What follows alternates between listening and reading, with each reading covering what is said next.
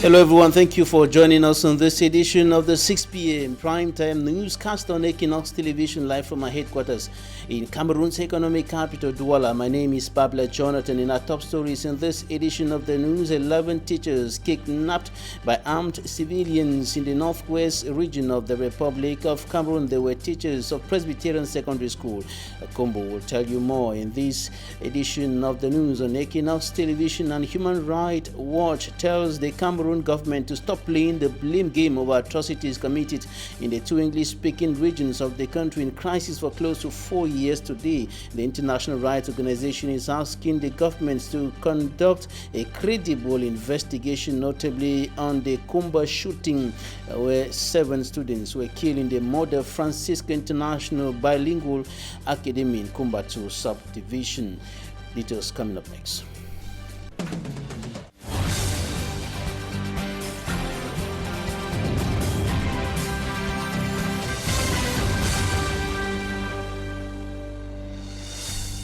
The socio-political and security tensions in the northwest and southwest regions of the Republic of Cameroon continue deepening, with more atrocities being committed day after day after the killing of over 7 students in Mother Francisca International Bilingual Academy, Kumba 2 subdivision, Meme Division, southwest region of the Republic of Cameroon. About 10 days ago, now comes the abduction of about 11 teachers of a school in the northwest region of the Republic of Cameroon. 11 teachers of Presbyterian Secondary School, Kumbu, kidnapped earlier today by armed men, and the incident has provoked panic in the town of Kumbu with regards to what has been happening for close to 4 years today in the two English-speaking regions of the Republic of Cameroon. And earlier today, some Christians and other inhabitants of Kumbu took to the streets demanding the liberation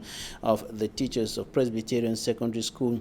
Kumba will keep you updated on that incident, and this is coming barely 10 days or less than 10 days after the killing of 7 students in the Kumba in the Meme Division of the southwest region of the Republic of Cameroon. And it is in the midst of all these that an international human rights organization is asking the Cameroon government to stop playing the blame game over atrocities being committed in those two regions. Human Rights Watch is telling the government of Cameroon to conduct a credible investigation, notably with regards to the shooting in Mother Francisca International Bilingual Academy in Kumba. Details in this report.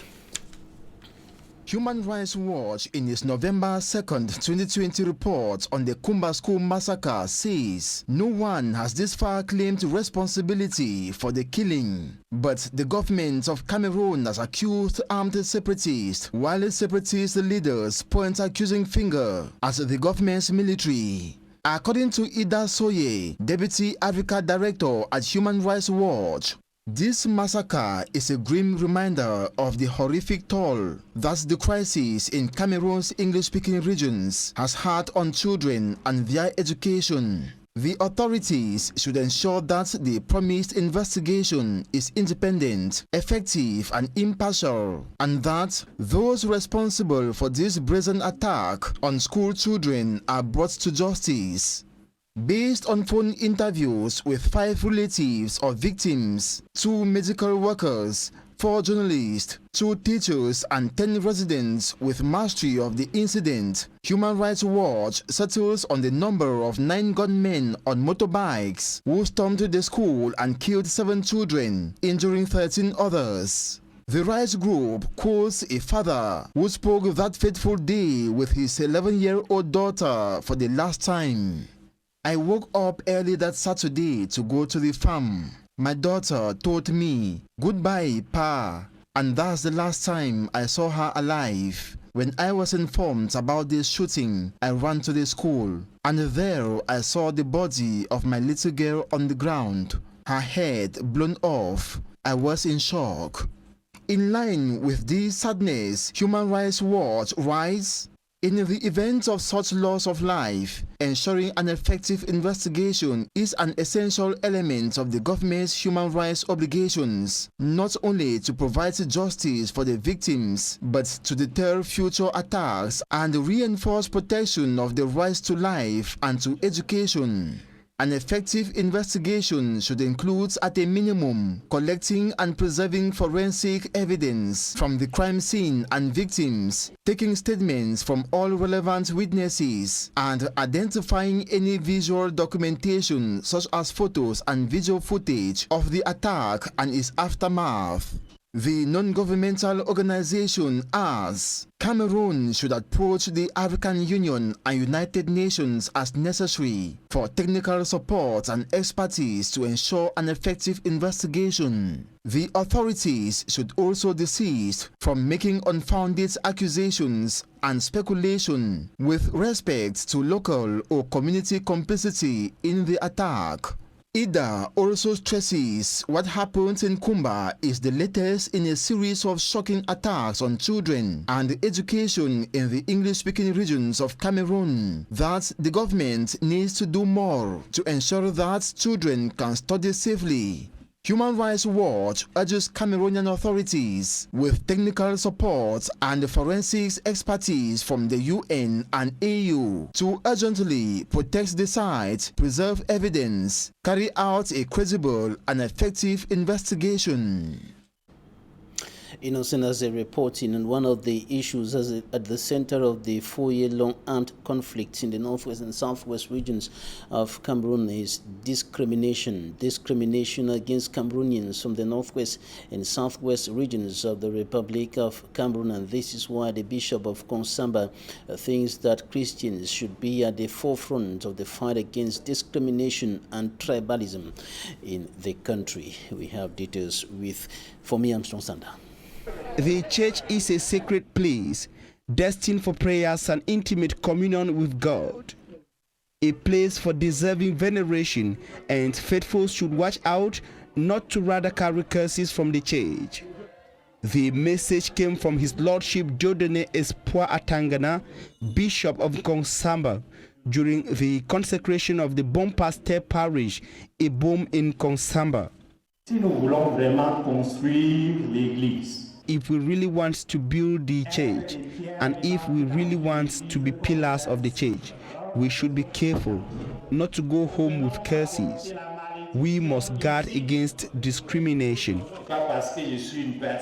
Using the symbolic sociological composition of Le Bon Pasteur Parish, the bishop warned Christians and prelates against tribalism. Dans le contexte propre de la paroisse, Bon Pasteur is a junction parish that welcomes people from all over Cameroon and beyond. Just like all of us are welcome to this parish without discrimination, so should we amplify the spirit in our society. Sans discrimination dans cette Église, et nous devons être des rayonnements de ces mystères. The man of God asked Christians and worshippers to emulate Jesus Christ, who did not discriminate. Bishop Dieudonné Atangana says tribalism, which is currently threatening the peace and stability of Cameroon, should be eradicated by Christians. 3 alleged bandits and an accomplice have been arrested in the city of Douala by elements of the National Gendarmerie. The 3 reportedly made away with a commercial motorcycle and other belongings of some city dwellers, and they are now under the custody of the Security and Defense Forces. Manjikan Gabriel reports. 4 young men presented by the elements of the gendarmerie in Bonaberi. They have become specialists in stealing commercial motorcycles. Their last act took place in front of the premises of the gendarmerie office in Bonaberi. When someone keeps his bike and didn't lock, then we came to take it away. We have not stolen it. We didn't instill pains on anyone. True that what we did wasn't good. mais je suis pas un voleur. Il n'y avait pas de contrôle. There was no control. We came to see someone, then we saw the bike outside. He started the bike and went away. That is how the camera caught us. With ages ranging from 25 to 33 years, these alleged bandits, who were not in their first act, were caught by the surveillance camera. They have carried out operations on several occasions on the 7th, 12th, and 17th October 2020. Thanks to the camera we saw everything that happened.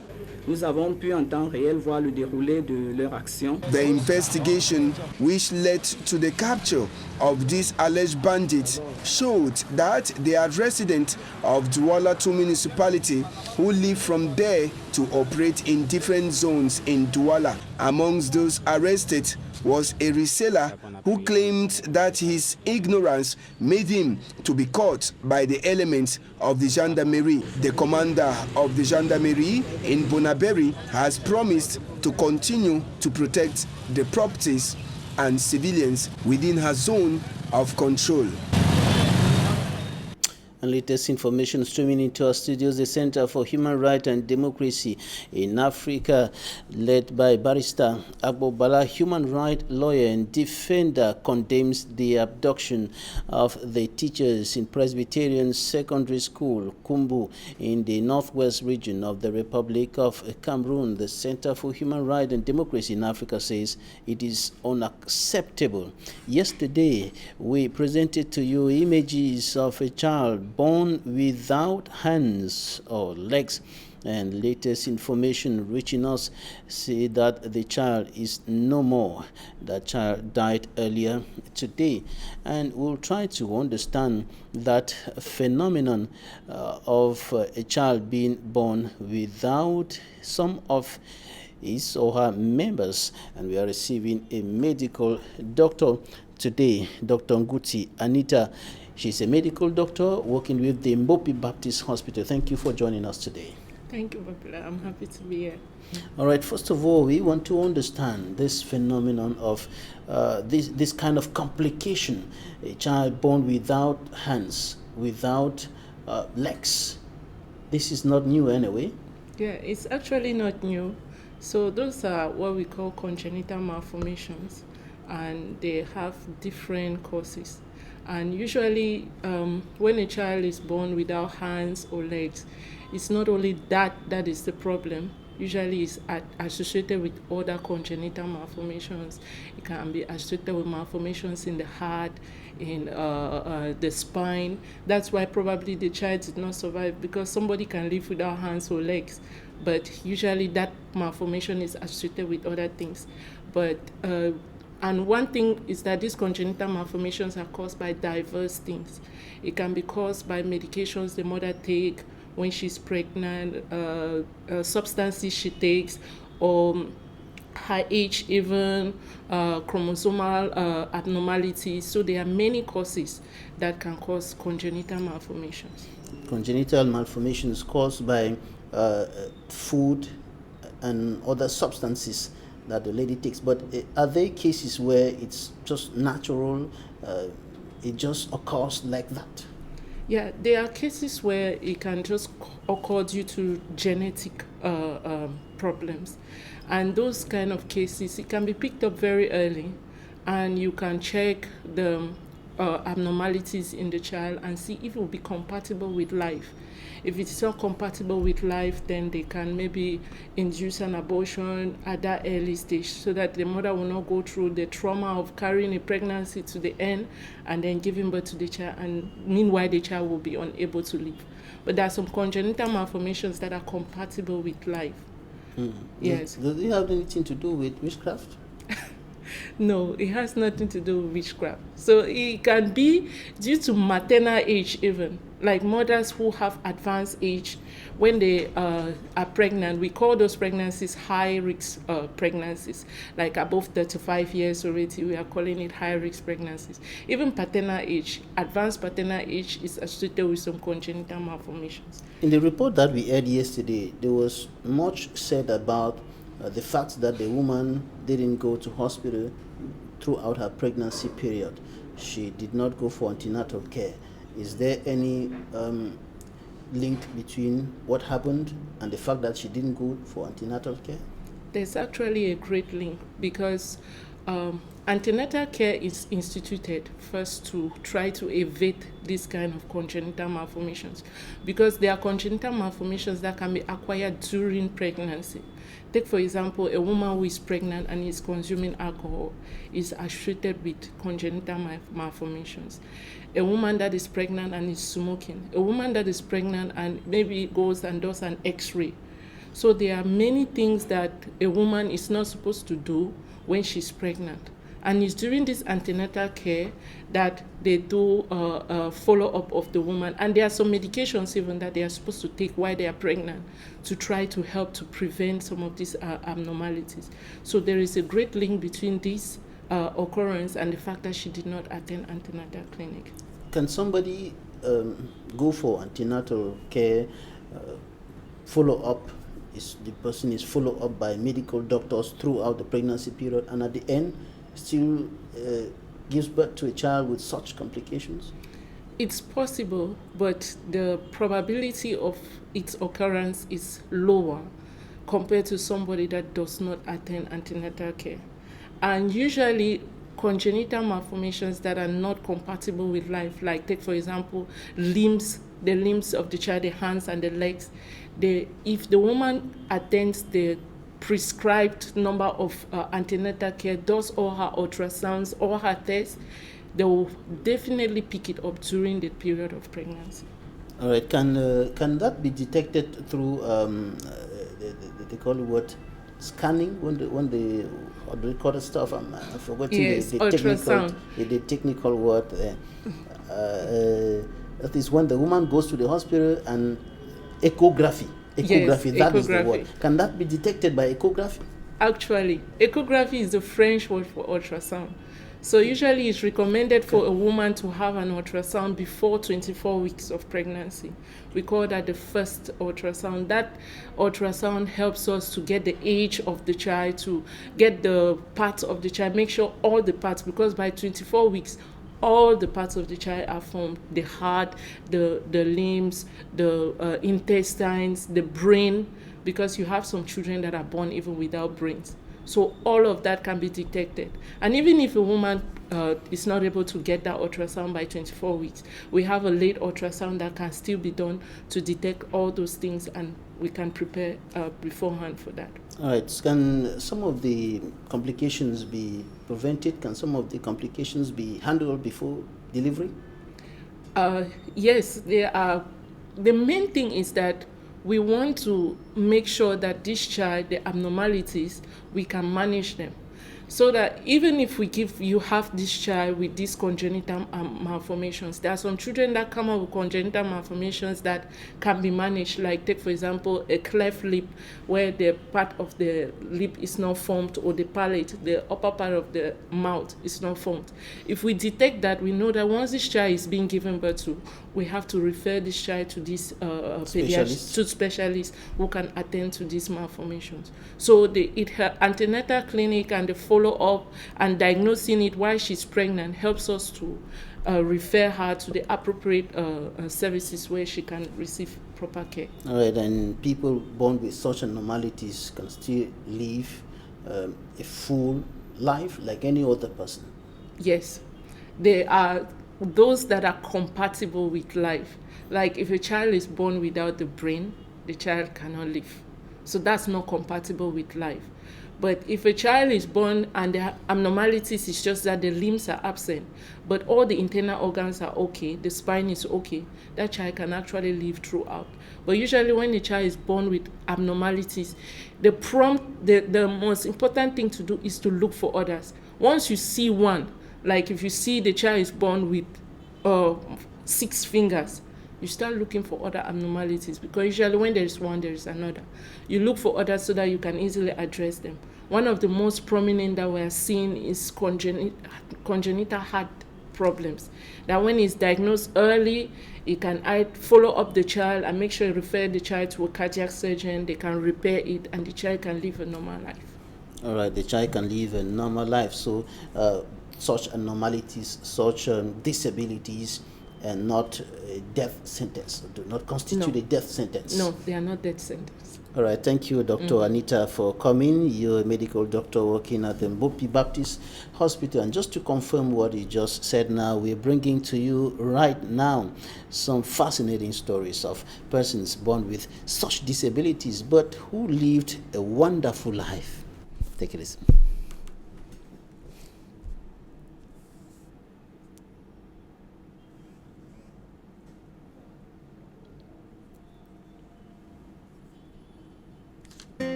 Have you ever done a backflip before? No. No? Never in my life. Are you serious? Yeah. I'm a little nervous now. It's always... Backflips are scary. Unique is the only word to describe Nick Vujicic and his head-over-heels approach to life.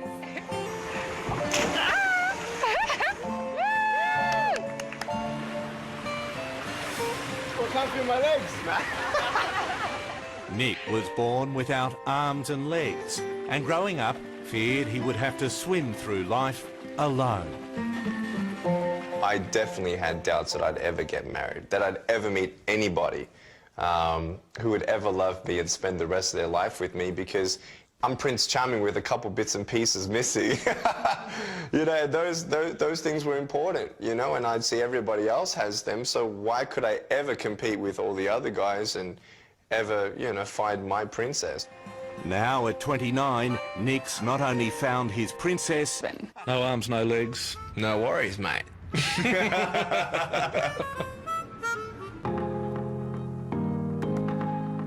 I don't wish that I had limbs. I was born this way for a reason. People see me as missing something. I've never used hands. Why do I need to use them now, you know?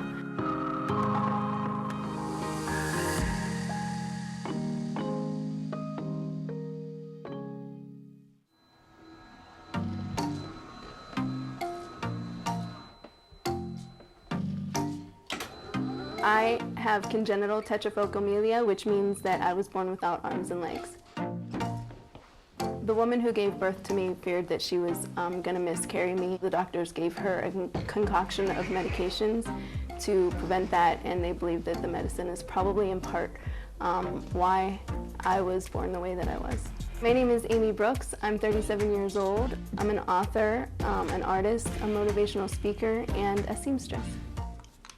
Doctors in the beginning definitely doubted that I would be independent. My parents didn't accept that answer, and so they always encouraged me to be independent.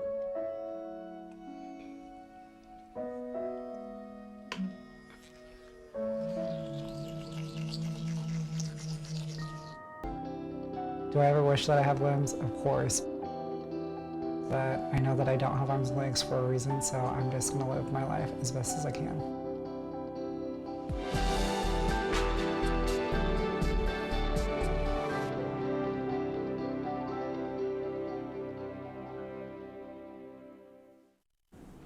Some fascinating stories there of persons born with such disabilities but who are still living a wonderful life. Now, in news out of Cameroon, Ivory Coast President Alassane Ouattara wins a controversial third term in office in an election boycotted by opposition candidates or opposition supporters. Results of the Electoral Commission show that he got 94% of the vote. President Ouattara took over 99% of the votes in some of his strongholds. That his turnout is put at almost 54%, and the result has been confirmed by the Constitutional Council. It has to be confirmed by the Constitutional Council. Main opposition candidates Pascal Afi Nguessan and Henri Konambedi had urged their supporters not to vote. They got 1% and 2% respectively, while a fourth candidate, Kwadju Konan Betin also got 2% according to official results, and the EU says it is deeply concerned about tensions in Ivory Coast following the re-election of President Alassane Dramane Ouattara. And in news out of the African continent, millions of Americans are heading to the polls, and they have been voting since the early part of Tuesday, the early part of today, and they are casting their ballots to choose between Donald Trump and Joe Biden, who is going to lead the United States of America in the coming years. And Donald Trump, who is 74, is seeking to avoid becoming the first incumbent president to lose a re-election, while Joe Biden, former vice president under President Obama, is seeking to take over the White House. We'll be bringing to you details on what is happening over there in the United States of America in the subsequent news editions. Talking Point is up next. Talking Points, we are going to an editorial from Shokokam Enterprise.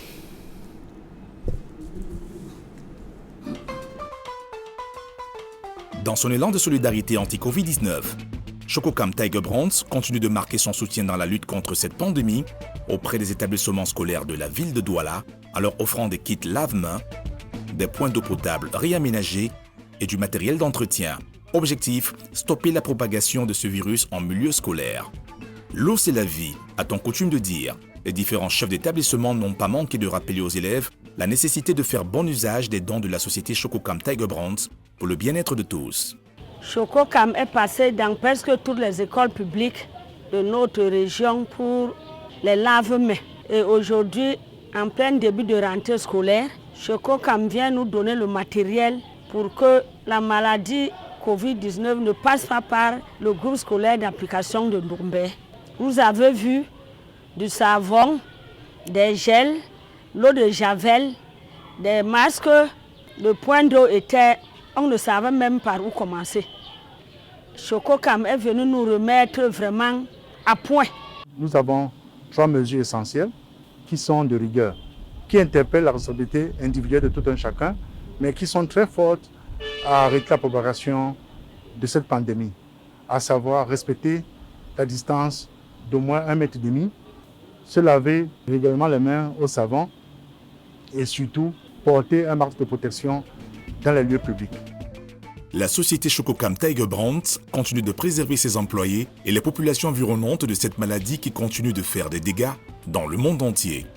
Une communication de proximité sur les bonnes pratiques anti-Covid-19 accompagne la dynamique Shokokam Tiger Brands dans la lutte contre cette pandémie auprès des communes des régions du littoral, Nkolafamba dans le centre et Bolova 2 dans le sud. Celles-ci ont reçu des dotations constituées de thermoflash, de lave-mains à pédales, des masques chirurgicaux, de solutions hydrochloriques, de pulvérisateurs manuels, de visières et autres qui serviront à stopper l'expansion de ce virus. Nous sommes satisfaits, nous sommes en joie parce que l'inquiétude qui nous animait hier n'est plus la même aujourd'hui. Tout ce kit sanitaire que vient de nous remettre la société Shokokam est assez suffisant pour nous pour dire que nous pouvons être sereins en ce qui concerne la rentrée scolaire. Nous sommes heureux aujourd'hui. Je crois que grâce à vous, Nkolafamba va vivre. Grâce à vous, Nkolafamba va dominer le coronavirus comme tout le peuple camerounais. Le don de Shokokam va nous aider à mieux travailler et pouvoir faire plus d'investigations et de prélèvements par jour. Le coronavirus circule toujours, continuons de respecter les mesures barrières. Tous contre le coronavirus, protégeons-nous et protégeons notre entourage.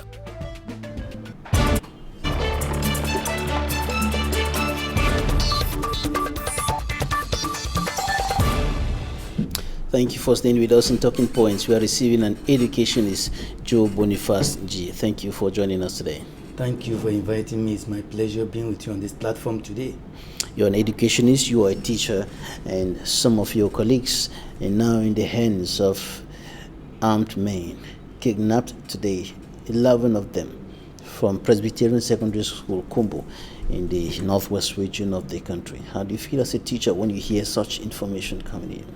It pains me, Mr. Babila, to think that each time we keep on going in for the same thing that's been happening for over 4 years today. Today, teachers are taken away, children are being killed in school in cold blood, and that is not really good. And the people who are committing these offenses are just they're quiet. They are not trying to address the situation so that calm can come back in the society and allow peace to make a chance.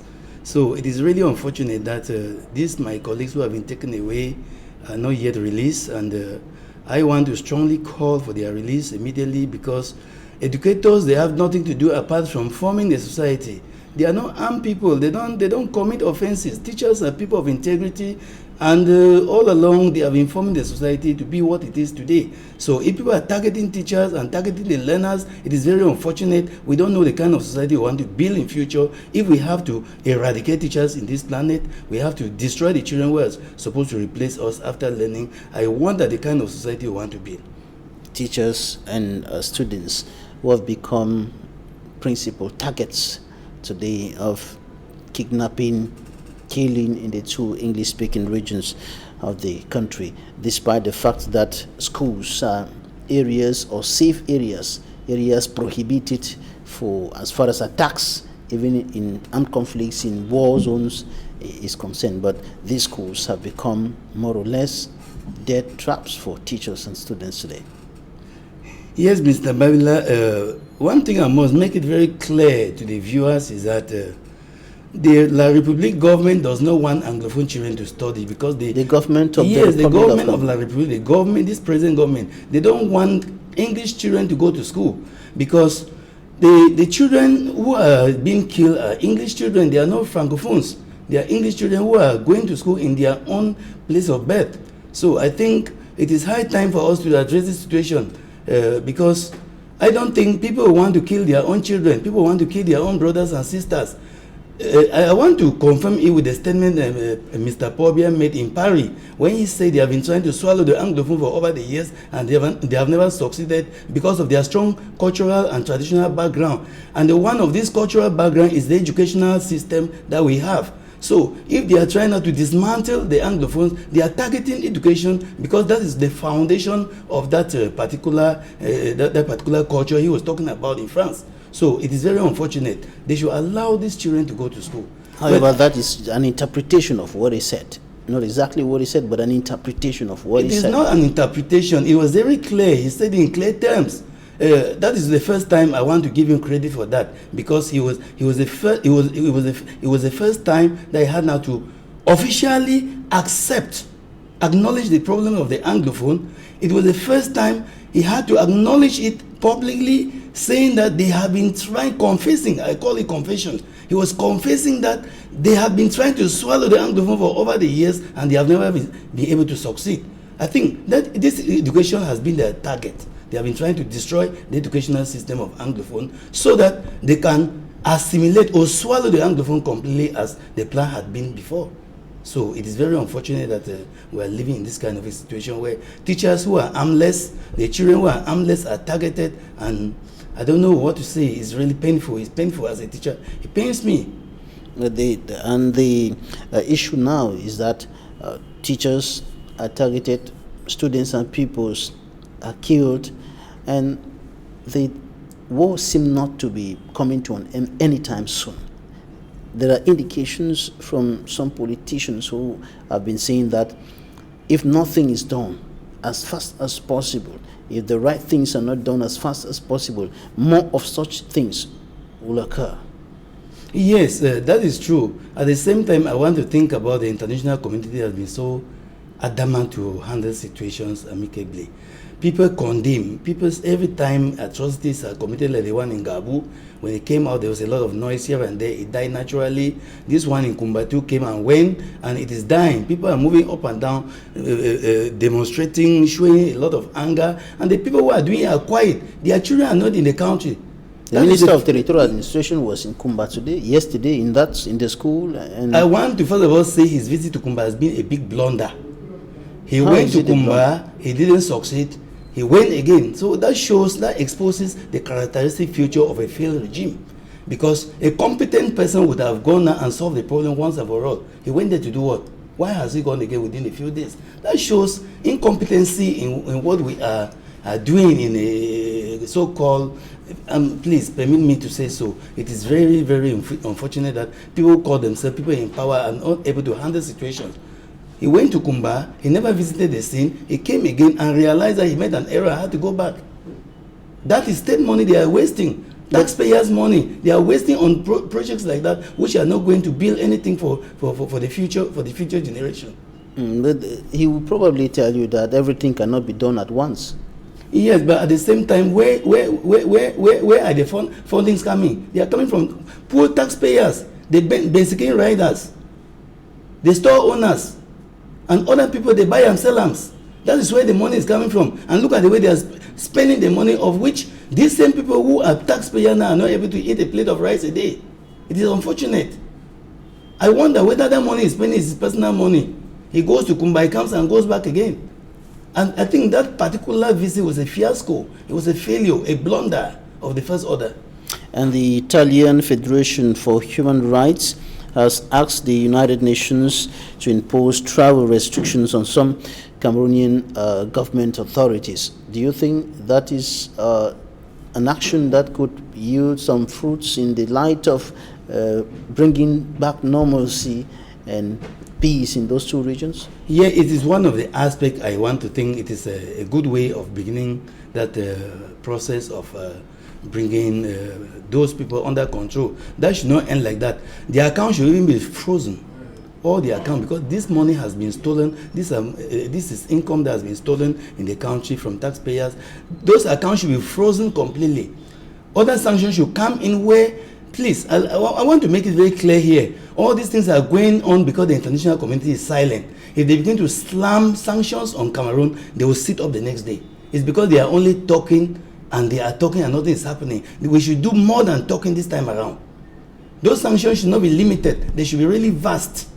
And those sanctions should be in such a way that they should be coming simultaneously, so that when they begin to feel pains, they will think double. Because all these children they are killing are not their children. These people who are dying in the two regions are not their children. Their children are studying over there.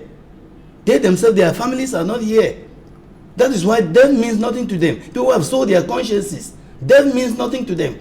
This is life that God has created and given humanity. Creating man in his own image and giving man to live freely. But people have been put in chain by a group of certain people who call themselves governors.